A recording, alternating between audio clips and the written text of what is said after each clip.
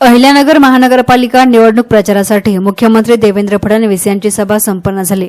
या सभेमध्ये शहर विकासाबाबत अनेक घोषणा करण्यात आल्या आणि याच प्रचार सभेमध्ये फडणवीस यांना आर्थिक फसवणूक झालेल्या नागरिकांनी एक निवेदन देत हजारो कोटींचा घोटाळा करणाऱ्या कंपन्यांवर कारवाई करण्याची मागणी केली आहे। काही बोगस कंपन्यांनी जास्त परतावा देण्याचा आमिष दाखवत नागरिकांकडून हजारो कोटींच्या ठेवी घेतल्या आणि पसार झालेत। त्यांना वाचवण्यासाठी जिल्ह्यामधील काही नेते प्रयत्न करत असल्याचं पालकमंत्री नामदार राधाकृष्ण विखे पाटील यांनी आपल्या भाषणामध्ये सांगितलं आहे। आमच्या जिल्ह्यामध्ये मोठे फ्रॉड झालेले आहेत।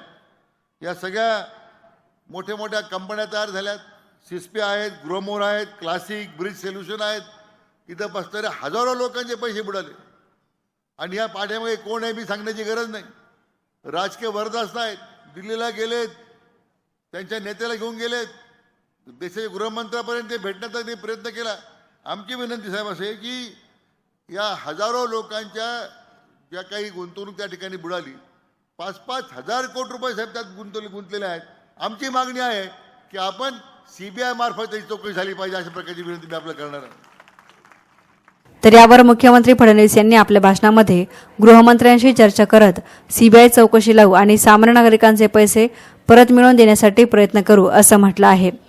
आत्ताच मला घोटाळ्यांच्या संदर्भातलं निवेदन एक मिळालेलं आहे। हे खरं आहे, काही लोकांनी वेगवेगळ्या कंपन्या स्थापून गरीब माणसाकडनं डिपॉझिट घेऊन त्या ठिकाणी चेन तयार केली आणि त्या माध्यमातून गरीबाला लुबाडण्याचं काम केलं आहे। त्यांना आम्ही सोडणार नाही।